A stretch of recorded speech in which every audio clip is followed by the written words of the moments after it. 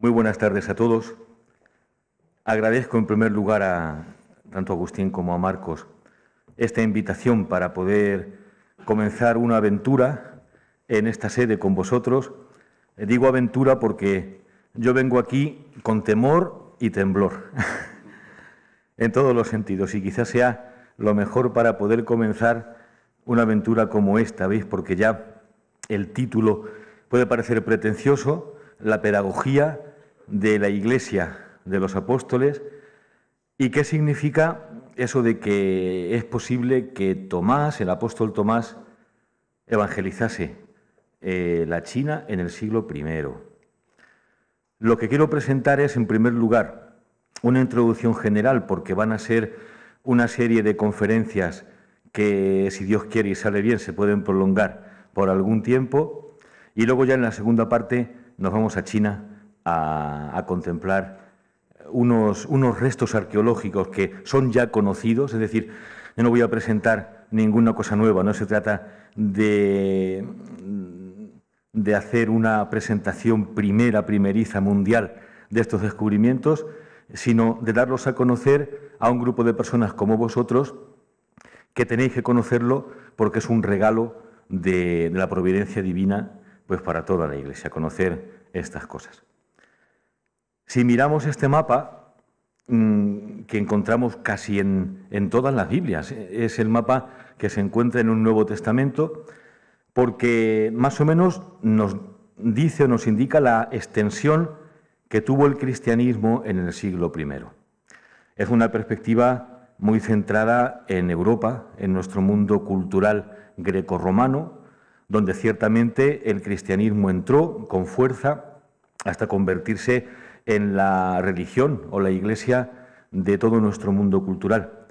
Pero puede ser un poco engañoso porque, fijaos, del mundo oriental hay solamente un poquito por aquí, el Imperio Parto, y toda una parte que no vemos, que nos puede dar la impresión de que es un espacio sin cristianismo.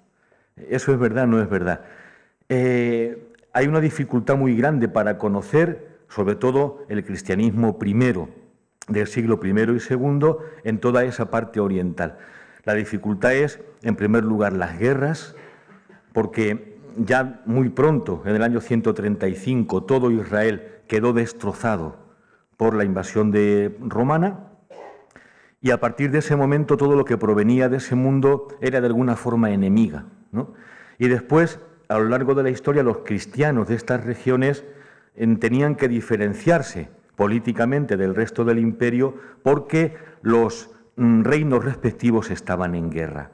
Eso ha contribuido a alejarnos muchísimo en el tiempo y a que no conozcamos la historia, la tradición de ese cristianismo del Oriente. Hasta el punto de que cuando decimos cristianismo de Oriente, lo interpretamos como este cristianismo intermedio, que es justamente Grecia, Rusia, o sea, el mundo de la ortodoxia, que para esta otra parte del mundo cristiano es el occidente, es su occidente. Entonces, podemos llamar a esta parte, desde Jerusalén hasta China, el oriente del oriente. El oriente del oriente, o la Iglesia del Oriente. Otro factor que hace que no conozcamos bien este mundo ha sido la destrucción sistemática de su patrimonio cristiano.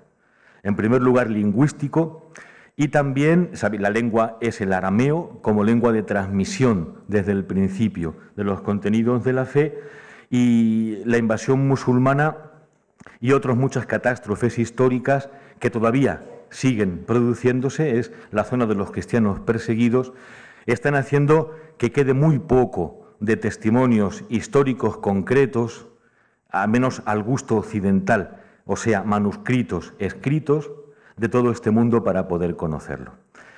La misma lengua aramea es una lengua perseguida, es 1 millón los que lo hablan ahora en el mundo, casi todos viven en Francia porque han tenido que huir. Es la lengua de Jesús, pero evolucionada como un dialecto más moderno, y toda la zona pues habla otras lenguas. El árabe ha venido también a ocupar este terreno. ¿Veis? Son siempre causas que hacen que no comprendamos bien ese mundo. La pregunta es, hay cristianismo desde el principio en toda esa zona y cuándo llega el cristianismo. Voy a presentar, no solamente hoy, sino en todas estas conferencias, la perspectiva de un grupo de estudio francés, nació en Francia, al que pertenezco, y que tiene grandes maestros como Marcel Jousse, es un jesuita que ya murió, que en los años 60 estudió una antropología de la gestualidad. Es decir, se dio cuenta de que la tradición del Evangelio, sobre todo en las tradiciones aramaicas, es una transmisión oral. Y él estudió con un laboratorio de antropología de la oralidad las leyes del estilo oral, lo que él llama el estilo de transmisión oral, que ha sido la transmisión de la sabiduría normal en toda la gran historia de la humanidad. ¿Veis? Los mismos textos que llegan después a estar escritos, como la Ilíada, la Odisea, han tenido 1000 años, por lo menos, de transmisión meramente oral. Y no se ha perdido nada, ¿veis? Porque en una cultura de estilo oral hay formas de componer los textos y leyes de la transmisión que configuran de una forma determinada los textos. Todavía nuestros abuelos, con toda seguridad, y en las culturas de otros continentes, África y Asia, seguro que se lleva mucho esta transmisión oral de las cosas, la historia de la tribu, del reino, la sabiduría, la historia. Nuestros abuelos sabían enormes cantidades de poesía que hoy nos parece imposible aprender porque toda nuestra memoria la tenemos aquí. Nuestra memoria es exterior, es la memoria externa de la persona. Es una de las grandes catástrofes de nuestra cultura, ¿veis? Porque hemos olvidado que la transmisión auténtica, sobre todo si es de la palabra divina, tiene que hacerse de boca a boca y de corazón a corazón. ¿Veis? Es lo que Marcel Jousse descubre en unos grandes estudios y también apunta un poquito a que tenemos que redescubrir en el texto que tenemos de la Escritura, sobre todo en la tradición eclesial viviente de la Iglesia caldea, que utiliza la escritura que se llama la Peshitá, es la escritura aramea muy antigua, descubrir los signos de la transmisión oral y todo lo que configura una transmisión de ese estilo de oralidad. Marcel Jousse puso los fundamentos, el cardenal Tisserand en Francia fue el que contribuyó en toda la Iglesia a que revalorizásemos las tradiciones de la Iglesia de Oriente, trajo muchísimos manuscritos del Oriente en aramaico al Vaticano y recuperó un patrimonio que de otra manera se habría perdido, y trajo también providencialmente representantes de todas las iglesias de Oriente a París. De manera que cuando esta última persecución del Daesh, mucha gente ha venido a París porque tenían referencia, y quizá es donde más cristianos caldeos hay ahora, en París. En París, Lyon y en California. Todo esto se debe al cardenal Tisserand. Y el cardenal Danielou fue también promotor de un estudio de la primera patrística, la primera expresión de la fe cristiana, a la que él llamó judeocristianismo. Nos puede parecer extraña la expresión porque ¿qué entendemos por judeocristianismo? Puede ser una doctrina herética de la fe o comunidades que se apartaron de la gran iglesia. No es eso. Él entiende por judeocristianismo la primera expresión de la que tenemos constancia de la fe, tanto litúrgica, artística como de reflexión teológica, y que está hecha por judíos que, iba a decir, pasaron al cristianismo. No, judíos que aceptaron a Jesús como Mesías. Entonces, ¿quiénes son estos judeocristianos? Los vais a reconocer en los nombres que voy a decir ahora. María, Pablo de Tarso, Pedro, Juan, Simón, etc. Y los primeros cristianos y los primeros apóstoles son judeocristianos. Son judíos que han aceptado a Jesús como el Mesías. La extensión de esta primera capa de la evangelización es mucho más grande de lo que podemos suponer, y es precisamente por eso por lo que este grupo se ha puesto a estudiar con todos los medios de que disponemos la pedagogía de la Iglesia de los Apóstoles. Entonces, este grupo, que tiene su sede en la Universidad de Lyon, en la Católica de Lyon, investiga la pedagogía según la oralidad de la transmisión del Evangelio en tiempos de los apóstoles. Diréis, ¿y eso dónde se encuentra y cómo se busca? Pues se busca aprendiendo a valorar de otro modo el lenguaje de la tradición oral con el que habla todo el Oriente. ¿Veis? El Oriente se expresa en tradiciones orales, pero para nosotros acostumbrados al mundo de lo escrito y olvidando que lo escrito alguna vez fue oral. Los testimonios de la historia, ¿qué son? ¿Algo es histórico cuando ha sucedido? No. Cuando tenemos un testimonio de un testigo que ha depuesto ese testimonio y se ha escrito después.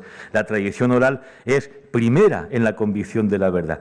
Y en el mundo oriental hay muchas tradiciones.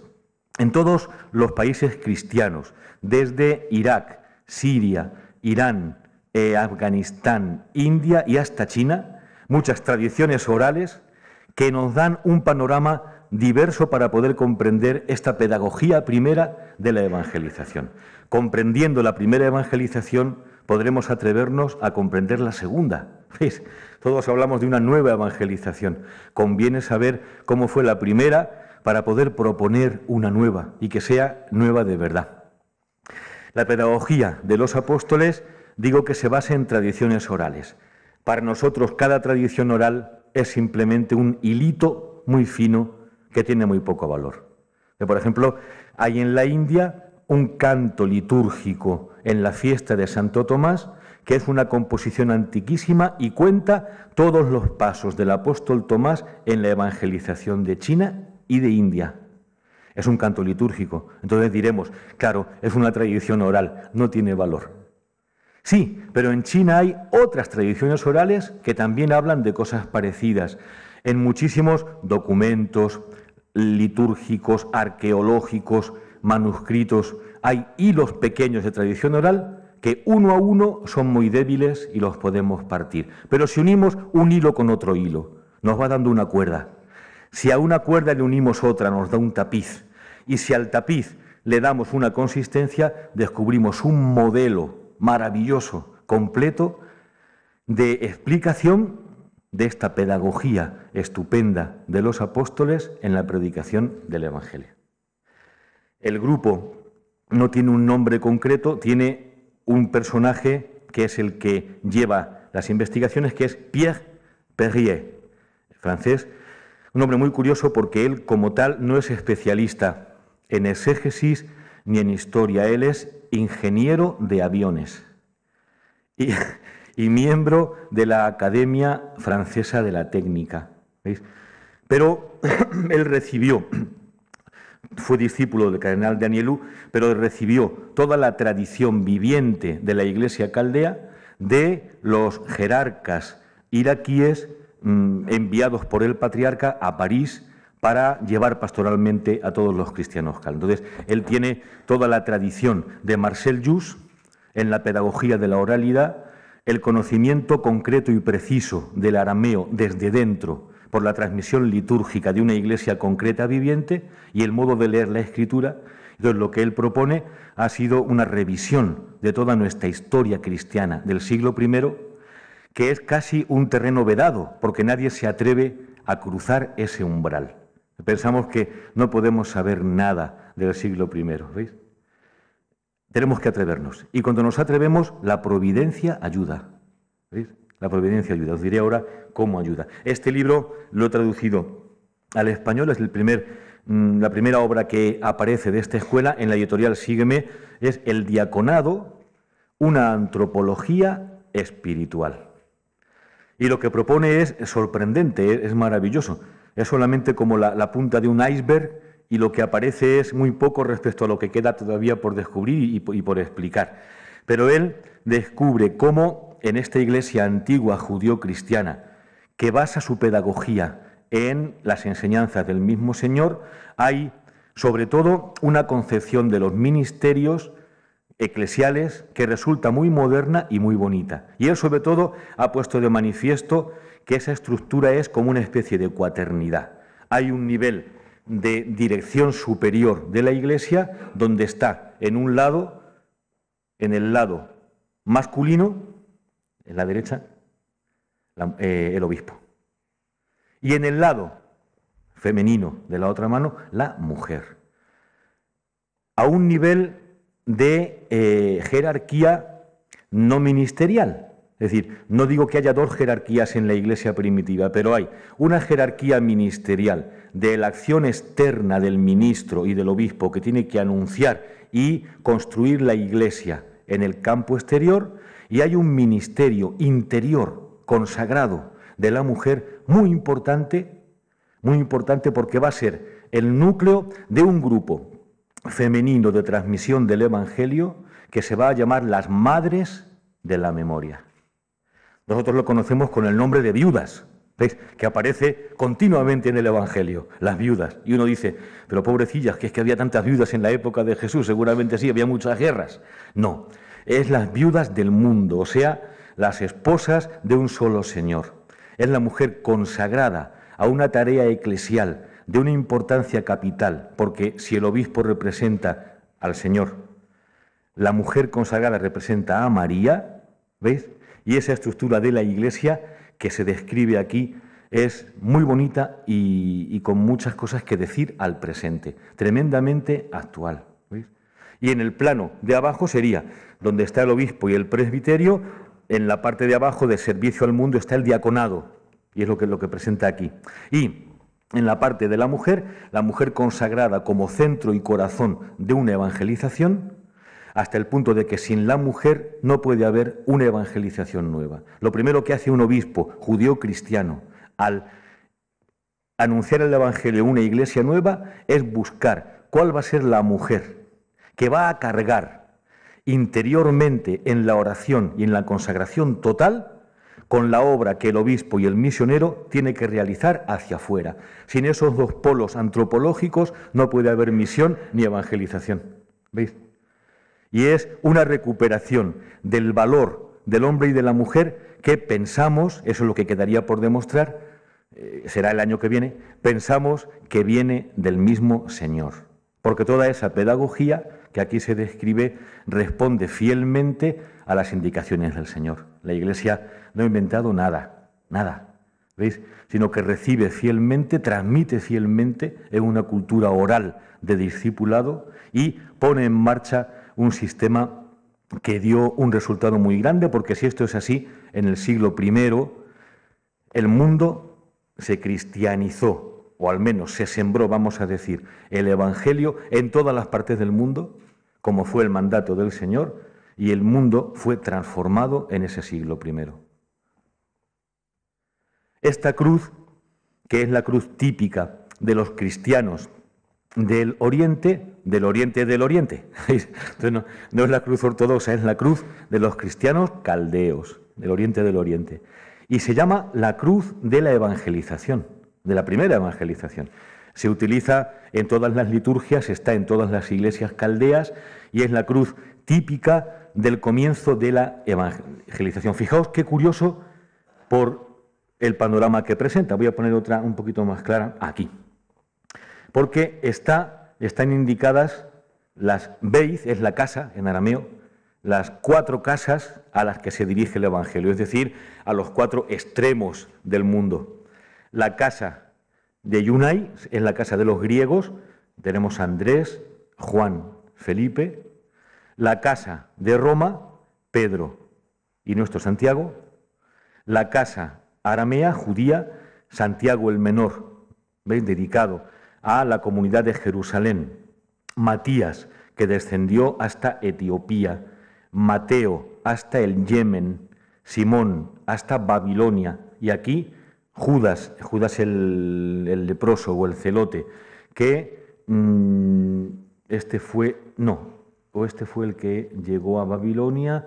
Bartolomé y Tomás, juntos, según la tradición oriental, evangelizaron primero en Mosul, es decir, en Nínive, justamente el lugar donde hay que realizar el signo de Jonás, ¿veis? En Nínive, y después dividieron sus caminos. Bartolomé continuó para Armenia, es reconocido como el evangelizador de Armenia, y Tomás, después del año 51, después de haber establecido también iglesias en el norte de la India, descendió al sur, donde todavía viven los cristianos de Santo Tomás, ¿ves? una comunidad que se reclama de Santo Tomás y que después pasó, según la tradición, a China, evangelizó durante 3 años, volvió y dejó establecida la Iglesia y murió mártir en la India, y luego sus restos subieron a la comunidad de Edesa, cerca de Nínive. Esto es la tradición.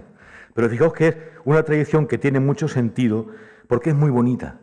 No es simplemente poner por casualidad cada uno de los apóstoles, 12, aunque aquí no se vea, al lado de una cruz. Tiene un sentido porque en el centro de esa cruz está María. Entonces, es un elemento fundamental, ¿veis lo que os decía? Toda la evangelización primera tiene como centro una persona, y más en concreto una mujer. El Verbo se hizo carne, y cada apóstol anuncia la palabra divina, pero esa palabra no es una palabra inventada, no es una idea. Fijaos, si nosotros pusiéramos en el centro de la evangelización, este centro de la cruz es lo que hace que todo esté coordinado. Quitad el centro y se rompe la misión. Si en el centro quitamos esta imagen y ponemos una idea, convertimos la misión cristiana en una ideología. Y la consecuencia es que acabará partiéndose en 4 trozos o en muchos más. Tampoco es simplemente una visión del mundo sapiencial. No somos 12 misioneros filósofos para expandir una forma de ver el mundo por todo el mundo. No, no. Es una misión que responde a una misión concreta que dice que el Verbo se hace carne. Si se hace carne, es María, ¿veis?, quien encarna la palabra, y ella está en el centro de la misión de cada uno de los apóstoles, de cada uno, porque todos están conectados con el centro viviente de la evangelización, que es la mujer, y es María. Interesante.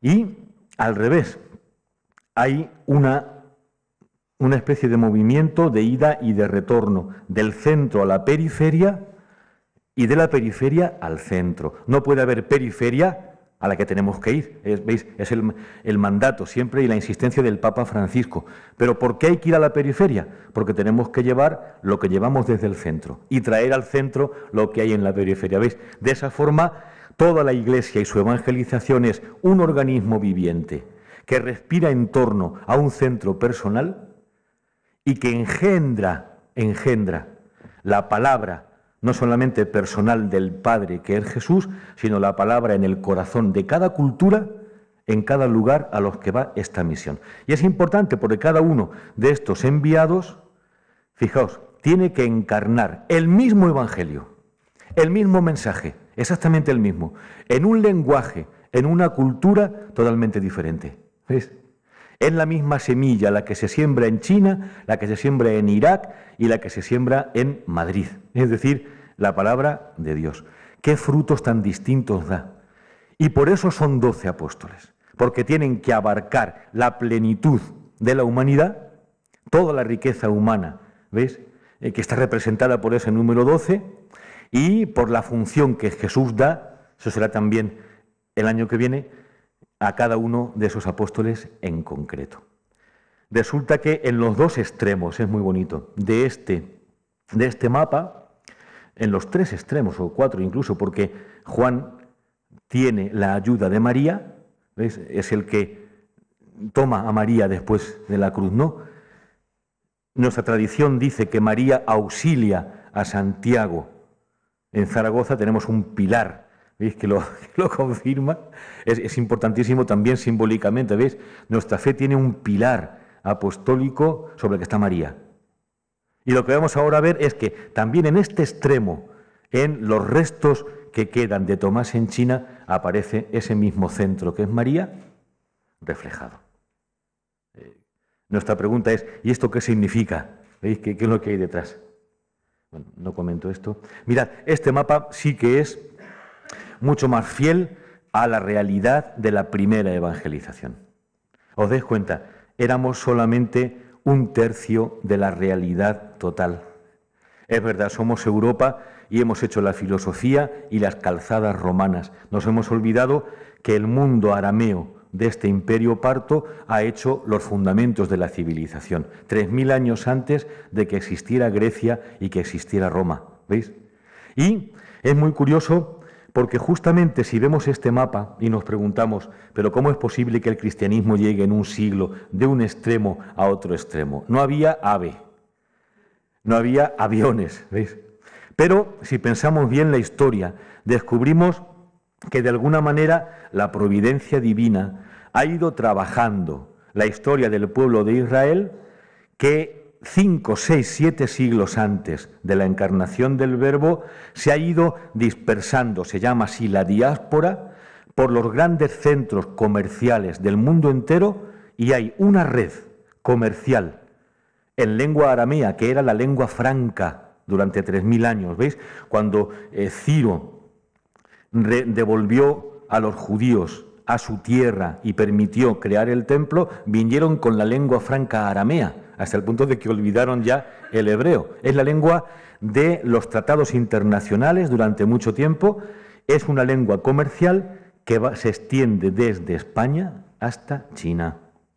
Y aquí se subraya en cada núcleo los lugares donde había comunidades judías, sobre todo en el siglo I, lo cual significa que, ¿cómo decir? Yo lo diría así: la pólvora del Evangelio ya estaba extendida de un extremo a otro del universo. Pentecostés fue la llama, ¿veis? El milagro no fue que eso se extendiera de un sitio a otro, el milagro fue la misma llama.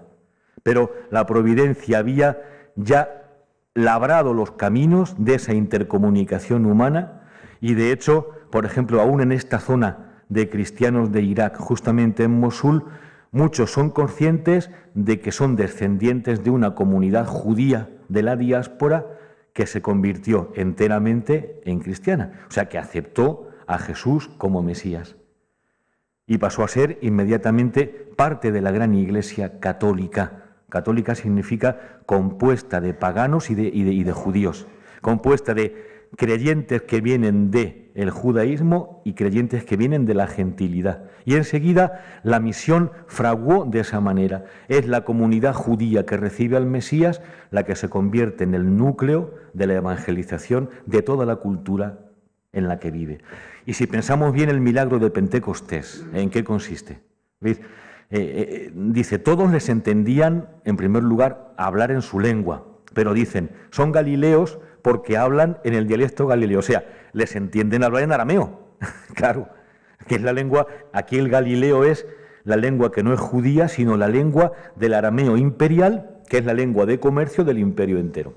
El milagro consiste en que cada uno de los que están escuchando la predicación de Pedro, que vienen precisamente de todo este mundo de la diáspora, si leéis bien los Hechos, recoge todo este universo ecuménico. Cada uno escucha el mensaje tal como Pedro lo proclama, en la palabra exacta de la proclamación primera, oral, y también escucha y comprende la traducción precisa, ahí está el milagro de Pentecostés, de los términos fundamentales en la propia lengua para, volviendo cada uno a su lugar de origen, poder también implantar y sembrar el mismo evangelio recibido en la cultura de la que cada uno viene y a la que cada uno vuelve. ¿Veis? Ese es el milagro de Pentecostés, un milagro maravilloso. Este es hoy el mapa de Siria y de Irak y el mapa actual de la Iglesia caldea. Ya no es actual, ojalá lo fuera. Esto es de los años 80, anda que no han pasado cosas desde esa fecha en esta iglesia. ¿Veis? Sobre todo en este norte de Irak, en Mosul, donde se concentra la presencia mayor cristiana precisamente por ser la montaña. Entonces es un lugar más inaccesible. Es la lengua aramea la que siempre se ha hablado aquí, monasterios que han conservado toda la tradición antiquísima de las transmisiones apostólicas. Hoy está todo destruido, la gente no puede volver porque no hay a dónde volver, ¿veis? Esfuerzos enormes por reconstruir. Y fijaos, esta iglesia también ha tenido otro factor para que no la conozcamos del todo, es que en un cierto momento pasa a ser iglesia nestoriana. Con lo cual, también para nosotros, encima, es una iglesia herética, con lo cual el valor parece que no lo tiene y se nos va la vía de acceso para poder comprender el carácter apostólico de esta Iglesia oriental. Os digo simplemente que esta Iglesia, si la comparamos con la nuestra, o sea, con la del Occidente y con la del Occidente del Oriente o el Oriente del Occidente, que es la Iglesia ortodoxa, tienen una característica: nunca han tenido un Constantino. Es decir, nunca ha sido una Iglesia oficialmente admitida. Entonces, eso ha configurado mucho el ritmo de la vida eclesial. Nunca se han preocupado en primer lugar del poder, porque de todas formas eso no iba con ellos. El poder siempre ha sido contrario a la eclesialidad, siempre. Entonces, fijaos, un ritmo de vida del que también tendríamos que aprender. Ha habido una alternancia de dos fases siempre en esta Iglesia. Momentos, ¿cómo decir?, de paz, no, de relativa tranquilidad, de tolerancia por parte del Estado, y en esos momentos de relativa tranquilidad, ¿a qué se han dedicado? A profundizar, a echar raíces. Y entonces ha florecido toda la vida monástica en toda esta zona, porque el monasterio es el centro de la evangelización.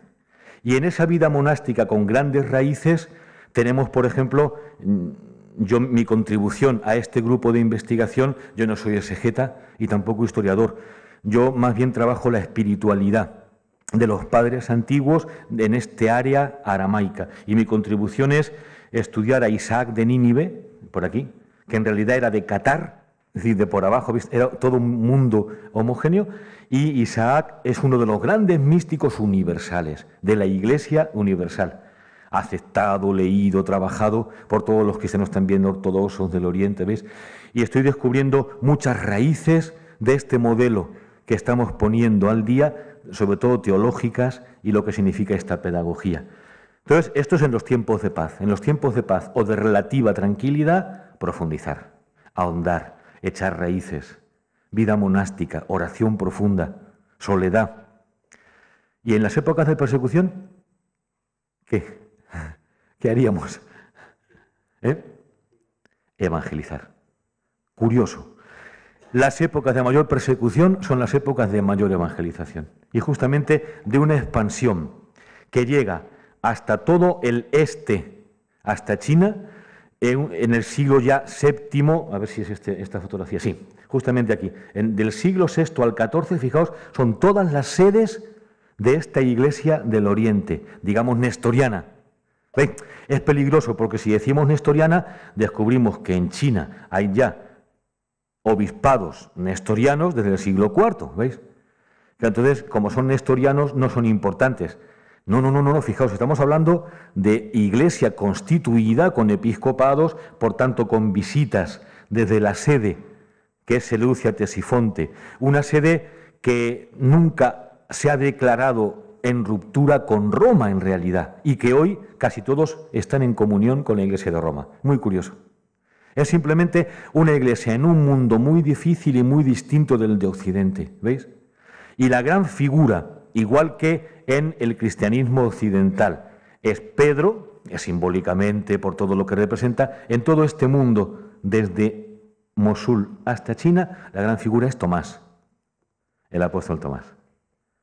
Figura simbólica también, pero también histórica, porque es el que está detrás de toda esta enorme evangelización de este mundo, ¿veis? Entonces, en su esfuerzo por evangelizar, esta iglesia llegó a evangelizar Mongolia, en el norte.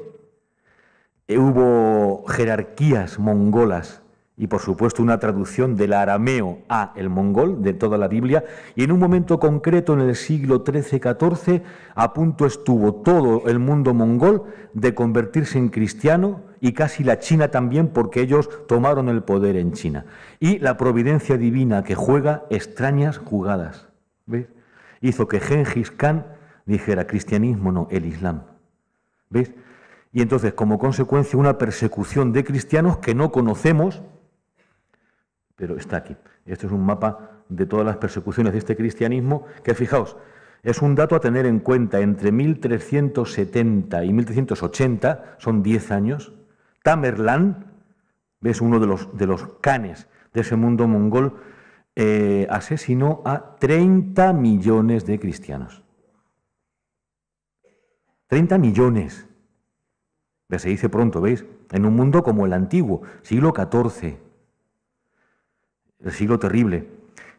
Lo frenó, porque llegó también a Europa, lo frenó Rusia. Y justamente Rusia fue un estado tapón que impidió que esta marea amarilla, se decía entonces, rebasara el límite y viniera también a Europa. Pero realmente no se comprendería tampoco la persecución actual de los cristianos allí sin tener en cuenta que es la inercia de toda esta historia, ¿veis? ¿Cómo queréis que sepamos algo? Se han muerto 30 millones en el siglo XIV. Se han arrasado todos los monumentos históricos de este cristianismo.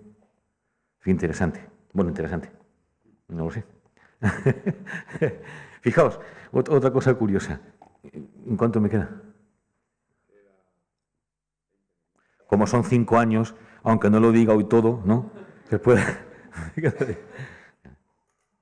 Pero a lo de China sí quiero llegar.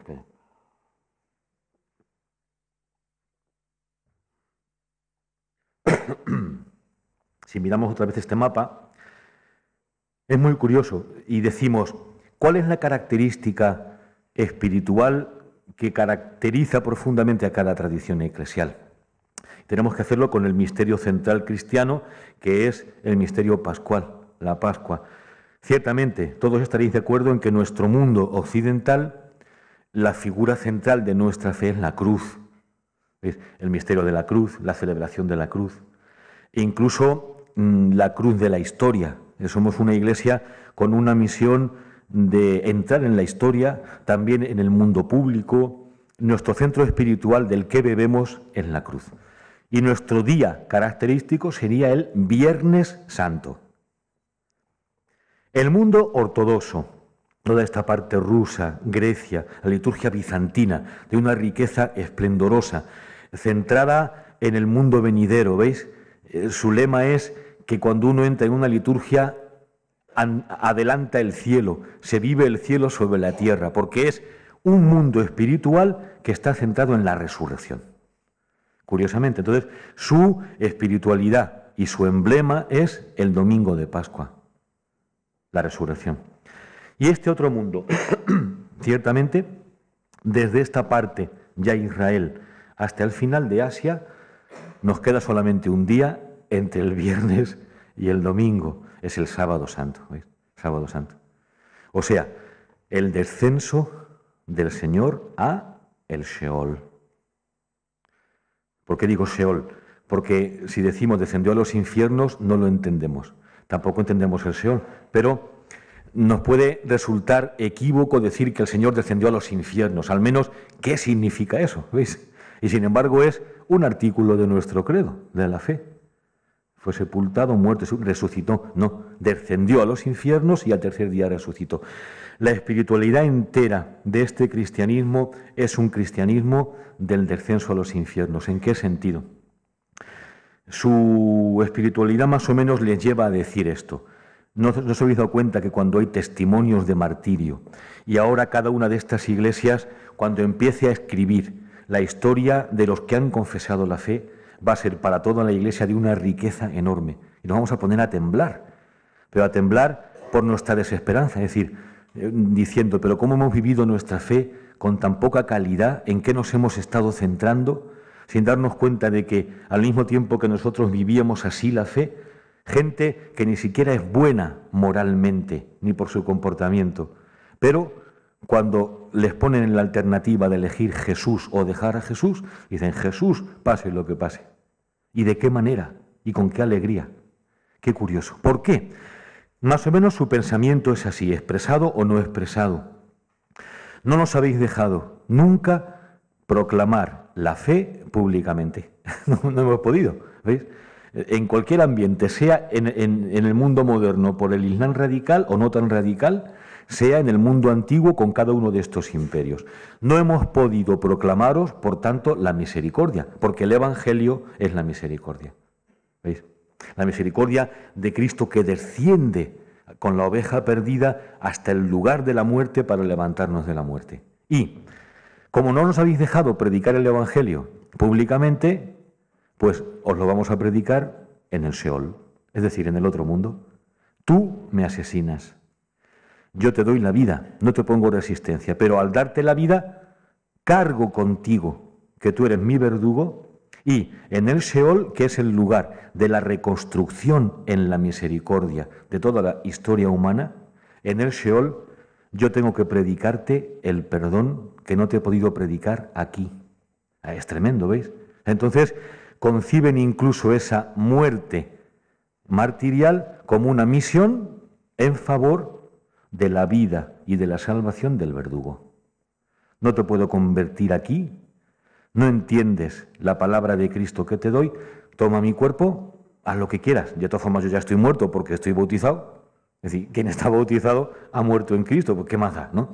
Pues convierto ese martirio pues en el testimonio de fe. Si no ves a Cristo cuando me abres, lo verás en el Sheol, donde desciende Cristo, descendió a los infiernos, dice San Pedro, a predicar a los espíritus inicuos que vivían allí. San Pedro, ¿qué dirá? Sí. Toda esa espiritualidad es la de esta Iglesia del Oriente, ¿veis? Y por eso en la misericordia han podido cargar con este fardo tan pesado de una persecución de 2000 años, muy alimentada por estos padres espirituales que justamente son los padres de la misericordia, y San de Nínive es el padre de la misericordia en sus escritos. Es muy bonito.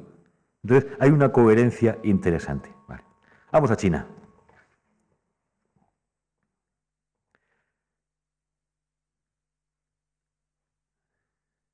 Simplemente os hago ver lo que se descubrió y lo comento muy poco porque ahora de lo que se trata es, esto que hemos visto nos plantea unas preguntas. El año que viene vamos a intentar dar el paso siguiente. ¿A qué pedagogía responde esta forma de concebir el cristianismo? Resulta que, simplemente os digo el hecho porque no queda tiempo, en esta parte de China, que es Lianyungang, hay una colina con una serie de esculturas. Todo está publicado en estudios científicos internacionales. ¿Veis? Os digo que lo que yo quiero no es presentar esto como si fuera un descubrimiento. No, esto está muy estudiado, lo conocemos poco, pero está ya estudiado y aquí está la bibliografía. Además, esto lo dejo aquí para que también Agustín lo pueda disponer. Si lo queréis, podéis buscar los libros que cito y quien quiera buscarlo lo puede también acudir aquí.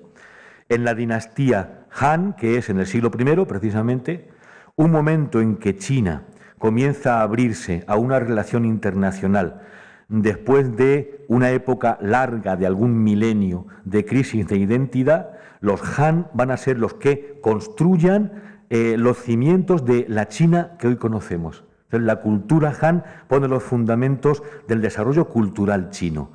En esa misma época, la capital es aquí, Lianyungang, es muy fácil, porque está aquí escrito, ¿veis? Lianyungang, no sé chino todavía.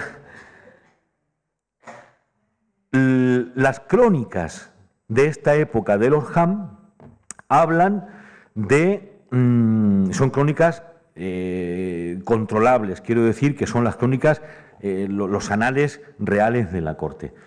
Y cuentan la historia de cómo llegaron hasta China procedentes del mar de la India dos misioneros, curioso, dos monjes, de una figura que el emperador descubrió por un sueño. No he dicho nada ni quién es la figura que ve, ni cómo lo ve, ¿no? Pero es muy curioso, en todo el siglo I hay elementos de este tipo en todos los lugares de la predicación apostólica. El cristianismo en Irak entra en Edesa por un rostro de Cristo. Siempre hay el elemento del rostro de Cristo, ¿veis? Pfeiffer, un gran jesuita de Roma, demostró que todas las representaciones de Cristo en el arte copian los rasgos de la reliquia fundamental que es la sábana santa, ¿no? Entonces también aquí en este mundo resulta que está el mismo elemento, un rostro, las crónicas dicen, un rostro aureolado, grande y lleno de luz, o sea, un Buda, claro, el Buda. Se habla de la entrada del budismo en China, que fue en el siglo I, efectivamente, un poco tarde, pero podía ser. Y resulta que, dicen las crónicas, es una pena que esa vía la vía, el Dao, del daoísmo, el taoísmo, que esa vía abierta por esa figura luminosa, que el emperador no acogió sino su cuñado, el príncipe Jing, se acogió a esa vía, es una pena que muy pronto fuera cerrada. Aquí está indicando las crónicas, que hay un momento en que hay una presencia externa, misional, que inicia una vía nueva dentro de China, hay una casa del emperador, una parte de la familia del emperador que acoge esa vía nueva y que luego esa vía se corta. Resulta que hay en esta ciudad toda una serie de esculturas en la colina que representan precisamente, ¿sabéis qué? El sueño del emperador Mindí, la llegada de esos dos misioneros y una serie de extraños sucesos que no se saben interpretar, pero que la tradición entera interpretaba como la celebración en forma monumental de la llegada del budismo a China. ¿Vale? Y entonces os presento a dos obispos clandestinos y un sacerdote condenados a 30 años de trabajos forzados por reconstruir el pasado cristiano antiguo de China. ¿Veis? Resulta que ellos empiezan a estudiar en los años 80 los restos arqueológicos de esa colina y dicen, anda, mira, lo que esta figura parece decir, aquí no hay nada budista, esto no es budista, no, ahí va, si esto es una cruz. La cruz no es una señal budista, ¿no? Si este rostro aureolado tiene los rasgos de un hombre que viene del oeste, es decir, de un hombre judío, no puede ser el Buda. ¿Qué pasa? Fijaos, el gesto, el signo de que esto tiene una parte de verdad, ¿veis? Pues es que tienen que pagar con su vida por ello, ¿veis? O con su libertad. En Occidente, el signo de que algo es verdad es que no te hacen caso, ¿no? Pero no te hacen caso y ya está, pues es signo de que tienes algo que decir, o sea, porque no entra un poquito en nuestra forma de concebir las cosas. En Oriente no, en Oriente el signo es la cárcel y a veces la muerte, ¿veis?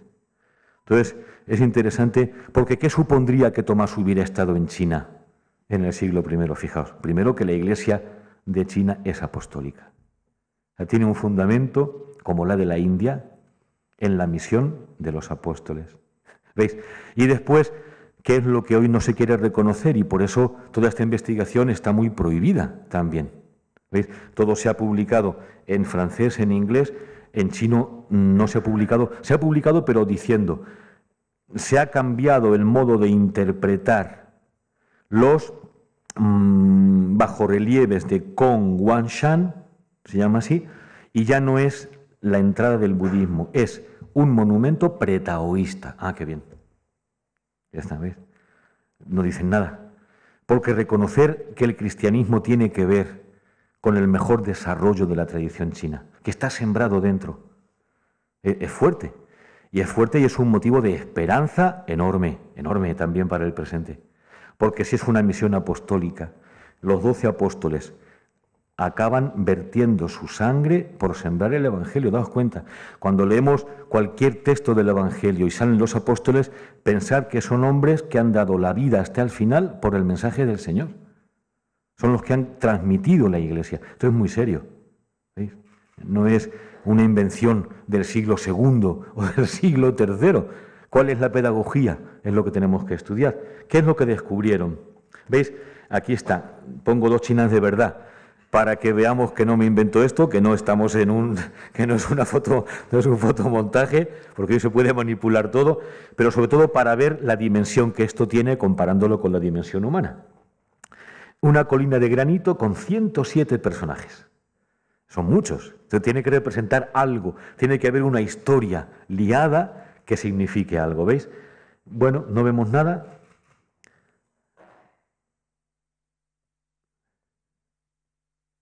¿Qué veis? ¿Veis una figura femenina con algo por aquí?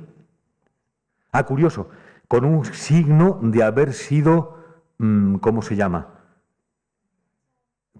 Tachado y borrado. Hay algo ahí que ha querido ser borrado. Hay una realidad que es la realidad central de toda la colina que ha querido ser violentamente tachada. También es un signo de lo que le ha pasado al cristianismo en China. ¿Qué le ha pasado al cristianismo en China? Que ha tenido, si esto es así, desde la predicación de Tomás, hay un establecimiento de una primitiva iglesia y ha habido períodos de clandestinidad, como hoy, periodos de reconocimiento, clandestinidad, reconocimiento. Siempre ha habido cristianismo allí. ¿Por qué? Es lo maravilloso, porque lo que nos muestra toda esta colina es la pedagogía oral de transmisión del Evangelio centrada en la misión de las mujeres. Entonces, cuando no hay sacerdocio que celebre la Eucaristía, no hay jerarquía visible que pueda representar a la Iglesia en la cultura china. Están las mujeres en la familia, la cultura china se transmite por tradición oral de la sabiduría de los ancestros, ellas son las que han transmitido siempre el Evangelio en la tradición oral. Luego tiene que ser muy importante esa tradición oral y el puesto de la mujer, ¿veis? Y resulta que eso está pintado aquí. Al estudiar todo esto un poco más precisamente, se descubren 40 signos que corresponden a elementos judeocristianos. ¿Veis qué curioso? Entonces es cuando interviene Pierre. Él fue a China a dar una conferencia sobre la mecánica de fluidos, que es su verdadera especialidad. ¿Veis? Pero como todo el Oriente es muy fluido también, le ponen debajo de la mesa las fotografías y nos dicen, por favor, llévate esto a Francia y interprétalo porque descubrimos que esto es, que no es budista. ¿Veis? Entonces, la interpretación que ha durado mucho tiempo ha llevado a reconocer en todo lo que se ve aquí, 107 personajes, 40 signos de la misión judeocristiana. Quizá convendría dedicarle a esto otro año, porque no nos da tiempo ya. Simplemente os lo enseño. Vale. Mirad, aquí está mucho mejor puesto. Sí.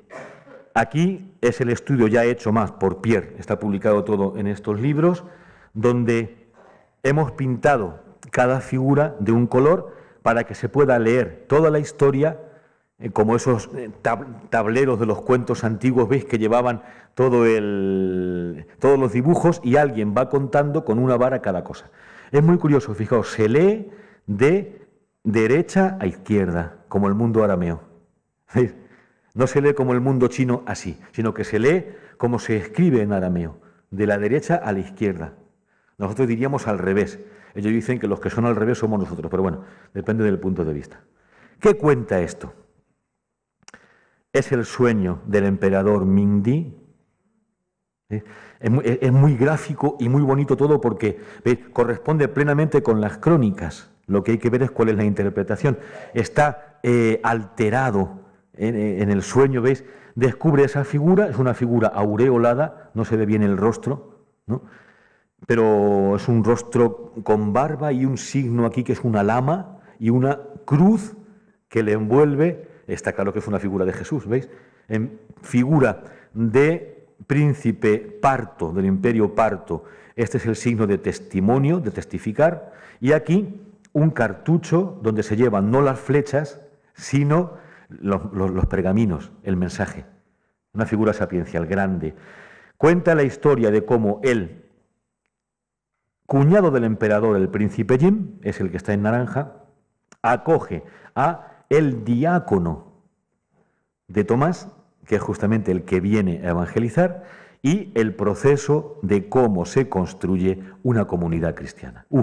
Entonces resulta que lo que tenemos aquí es una fotografía inesperada de todo un proceso de iniciación cristiana y de catequesis según el método de la evangelización de los apóstoles. Es una maravilla, es una maravilla. En 4 palabras no se puede decir, pero ¿en qué consistiría? Fijaos, ¿qué es lo primero que hace un apóstol cuando llega a una comunidad nueva? Bien, por supuesto, saludar al emperador, sabe que después es el que le va a cortar la cabeza, pero hay que saludarlo, ¿no? Y lo primero de todo, buscar cuál va a ser la madre de la memoria, efectivamente, ¿veis? Aquí. ¿Qué grupo de mujeres? Es lo primero que hay que hacer en una misión nueva, establecer una casa de mujeres consagradas a un solo esposo, o sea, viudas, eso es lo que significa, que sean la representación de la figura de María en la primera comunidad y cuya función va a ser estar siempre al lado del obispo, hasta el punto de que en la iglesia del Oriente no puede haber una celebración si no está la mujer al lado, porque son los dos elementos de la iglesia, ¿veis? Lo que el obispo celebra y evangeliza, la mujer tiene que vivirlo en la oración interiormente. Son figuras que van juntas como la mano derecha y la mano izquierda, como el hombre y la mujer. ¿Veis? Antropológicamente es una pedagogía preciosa y perfecta, que solamente puede haber inventado el Verbo de Dios. Solamente Él, ¿veis? Porque es de una coherencia total.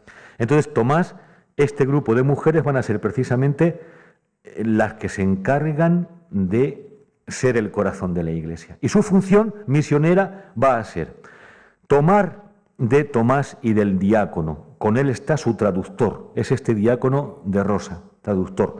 Tomar la palabra oral que él proclama, que veremos luego qué es esa palabra. ¿Estaban ya los evangelios escritos? No, estamos hablando del año 68.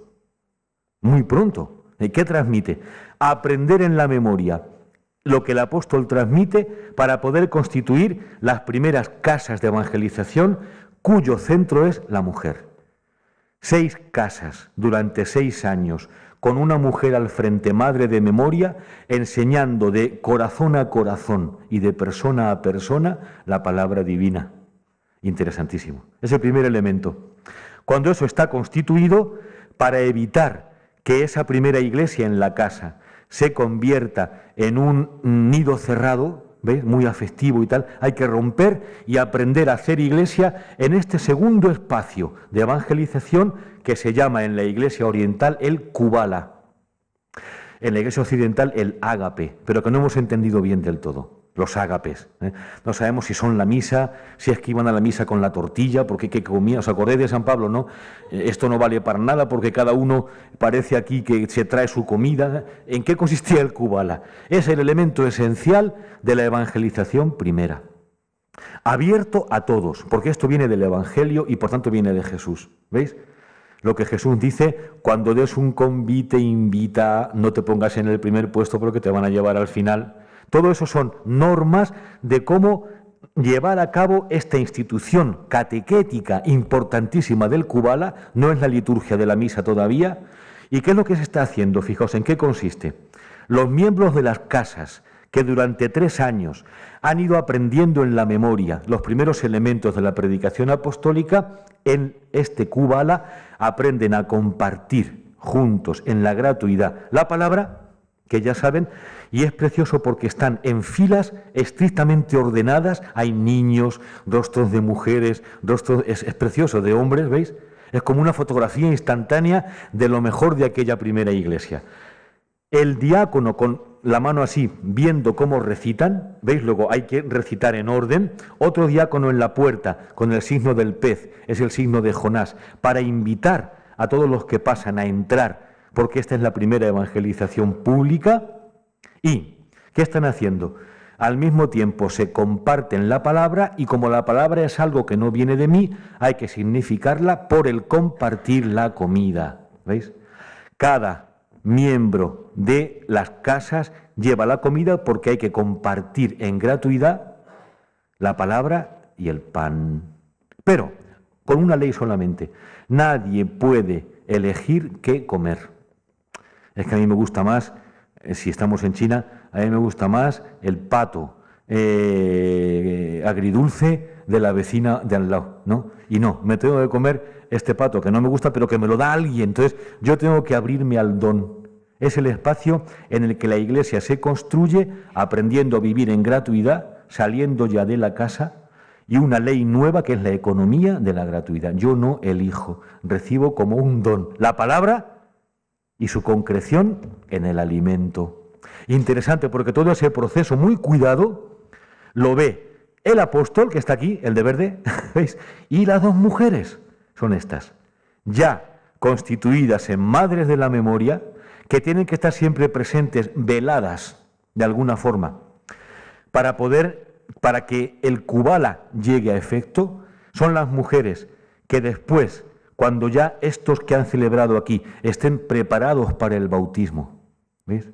Son las que van a discernir, porque es muy curioso, como el bautismo es ya de adultos, se da al mismo tiempo la decisión de bautizarse y el discernimiento vocacional. De manera que, acompañados por el obispo, los diáconos y estas dos madres de memoria, mujeres consagradas, alguien puede decir, yo me bautizo para ser padre de familia y formar una familia en China y que nazcan cristianos. No, yo me bautizo para ser madre de la memoria y pertenecer a esta casa de las mujeres consagradas. No, yo me bautizo para ser diácono. ¿Veis? Es curioso. Y esto concuerda con todo lo que tenemos en la amplia tradición espiritual de esta Iglesia de Oriente. El hermano del emperador, el cuñado del emperador, se bautiza, pasa a la siguiente fase, que es la última, y ya no es el Kubala, ahora es el Kurbana, que significa la Eucaristía. Y todo esto es precioso porque, fijaos, él tiene este signo que significa el credo. Esto es el credo en el Oriente. También hay que ver por qué. Eso será en el 4º año, ¿no? Ver por qué esto es el credo. ¿Qué hay en esta fase? Una cruz invisible a primera vista, son los velos del templo, porque para todo el mundo judío-cristiano la forma de celebrar la liturgia, eso todavía está en el rito caldeo, es una representación del templo de Jerusalén. Una parte que es la parte de los fieles, aquí solo entra el sacerdote con un velo, representa el santo y el santo de los santos del templo de Jerusalén, o mejor, de la tienda antigua del encuentro. Están los velos situados, no es un crismón, aunque pueda parecer, porque esto no es griego, es un signo de Cristo, pero arameo, la tau y la kof, que significa la serpiente que Moisés eleva en el desierto y el signo de la resurrección. ¿Sabéis? La Eucaristía tiene un sentido de anticipo de la resurrección futura, ese signo tiene que estar muy claro. El apóstol Tomás, vestido como un verdadero obispo oriental, es muy curioso, siglo I, incluso con los signos de los antiguos sumos sacerdotes del templo, que es la lama con una cruz metálica en la frente, ¿veis? Y con una cruz muy bonita, con muchos detalles de la celebración pascual. El árbol de la vida del paraíso, un signo de un carnero que es el sacrificio de Abraham, son todo símbolos pascuales y de resurrección. Sobre una mesa en la que hay símbolos eucarísticos, cruces, un altar, 5 panes, como los panes de la proposición en el altar del templo judío, es el pan de la Eucaristía, y el vino. Y muy curioso porque sabemos qué están celebrando, sabemos cuándo se tomó esta fotografía en piedra. ¿Sabéis por qué? Fijaos esta figura. Es Cristo yacente. Está en azul, ¿veis? Muerto. Todas las liturgias orientales celebran el Viernes Santo con una representación de Cristo en su enterramiento. Es muy interesante, muy bonito. Curioso. ¿Ves? Un poquito más detalles que se pueden ver más de cerca. La figura... ¿Veis? Tomado en negativo, es la figura que se le aparece al emperador Mindí, a que no tiene nada de Buda. Bueno, porque lo leéis ya desde otra perspectiva. En las mujeres, muchísimas figuras, y todo tiene un sentido. El apóstol Tomás y las mujeres que van a ser el núcleo, el corazón de esa nueva comunidad. Todo por aquí. El hermano hermano no, cuñado, en honor del que se hace todo esto. Fijaos, ¿pero por qué se hace en su honor? Porque enseguida es martirizado. Es decir, la historia es, esta comunidad se crea, nace el cristianismo y enseguida los mandarines en torno a la corte del emperador, ¿cómo se dice?, conspiran contra él. Porque es curioso, él era el jefe del ejército. Si él se hubiera convertido, todo el ejército estaría obligado a convertirse también. Entonces, se hubiera perdido el poder, hubiera sido ya la revolución total de China. Bueno, se ve que la cosa no tenía que ir tan deprisa y había que aprender el martirio y todo este momento. Y es curioso porque muy pronto el cristianismo va a dejar de existir oficialmente y luego después renacerá, pero sigue proclamándose precisamente por eso, porque están las madres de la memoria y la transmisión en la casa y en la sabiduría de corazón a corazón y de boca a boca. Tendríamos que aprender mucho de esto, ¿no? Porque nosotros intentamos hacer nuestra nueva evangelización comenzando desde arriba, con las estructuras de arriba. No, hay que comenzar en la familia, en la oralidad y en la transmisión de la palabra divina directa de corazón a corazón. Este es el Kubala. Por favor, la parte más importante. Resulta que la figura central, que todo lo va dirigiendo, que tiene sus ojos puestos en cada uno de los que celebran esta liturgia para entrar después en el bautismo y en la Eucaristía, es María. Es María. María con el niño, se ve mejor aquí. Borrado además, ¿veis? Justamente borrado. Esta es la figura, no es tampoco una figura budista. Porque el budismo es la concentración en torno a sí, ¿veis? Y aquí no hay concentración, hay salida de sí y oferta de algo. Es más una virgen odigitria, es decir, la que muestra el camino y la dirección hacia Cristo. Está entregando al Cristo. Y está entregando a Cristo en la postura de una mujer del imperio parto cuando da a luz. Es el milagro de la natividad de Jesús. Resulta que toda esta iglesia china y esta primera comunidad está puesta bajo el amparo de la Virgen de la Natividad. Es una Navidad, es un nacimiento de una iglesia nueva, ¿veis? Es coherente plenamente con ese puesto de María en el centro que ahora va a la periferia para estar presente en el nacimiento de una comunidad nueva. Si vais a cualquier tienda china o restaurante y veis esta figura, le preguntáis, ¿quién es? Y os dirán, es Guanyin, la Guanyin, que significa el Buda, no, la Buda, le llaman así, la Buda de la misericordia. ¿No sospecháis de dónde viene Guanyin? De Hanan significa misericordia. Es una sinitización, o sea, conversión al chino del nombre de María, Madre de Misericordia. Yo la he visto en muchos restaurantes, ya voy a muchos, no por comer, sino por ver qué restos cristianos quedan ahí. Digo, ¿esto qué dice? Es una Buda. Digo, muy bien. Pues nada, ponme alitas de pollo con...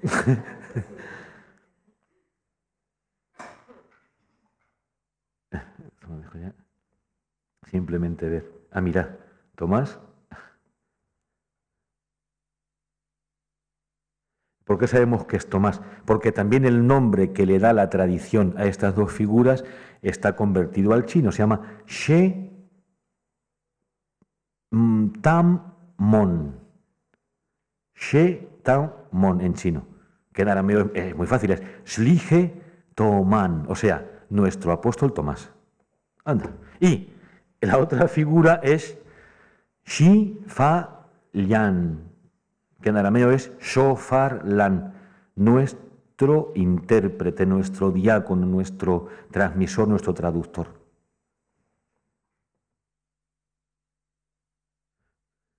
No solamente eso, al lado de la colina están los restos de esa primera iglesia, ¿veis justamente? El lugar de la celebración eucarística, tal como es una iglesia caldea, y así era, ¿veis? Y decís, pero una iglesia en el siglo I, sí, porque había sinagogas, es decir, no tenemos que pensar en el mundo romano. En Roma no se pudieron crear construcciones públicas para la fe cristiana porque la situación era de persecución total. En este momento en China no, la persecución comenzará más tarde, pero sí hay, como en India, construcciones antiquísimas. ¿Veis? Este es el patio del Kubala, con esa liturgia de la palabra abierta a todos, donde se celebra la Eucaristía. El paso intermedio se llama, todavía hoy, la vía estrecha, porque es angosto el camino para llegar al cielo, que es la dimensión del santuario. Y este es el baptisterio, por el que se accede también a la celebración eucarística. Sería todo el conjunto, ¿veis? Así es una iglesia actual, esto es la India. Y lo más importante, y con esto podemos terminar, se descubre la firma de todo esto, ¿veis? No es que sea Tomás quien lo ha hecho. Esto se construye en el año 71, por lo menos después de que ya Tomás se ha ido, e incluso que ha sido martirizado el cuñado del emperador, porque es toda una construcción para conmemorar a este primer cristiano como santo. Pero fijaos la firma de fábrica. Qué interesante. ¿Veis? Es justo esto, es la transcripción en colores de lo que se puede ver aquí. María, una pietà. Cada vez con el Señor. Y una cruz, la lanzada. La tradición dice de Tomás que él fue testigo de la lanzada del Señor. Precisamente por eso dice, si no meto los dedos en el costado, no creo. ¿Sí? Y presenta toda esa tradición aquí como testigo hacia nosotros, nos está mirando, de que certifica la verdad de la crucifixión del Señor, es el nuevo templo traspasado, de donde brota la Eucaristía, lo mismo que María es el seno del que brota la palabra divina. Son los dos elementos de una evangelización primera que nos tiene que llenar de esperanza y sobre todo decirnos ahora, ¿y esto ahora cómo lo interpretamos? Tenemos 4 años por delante.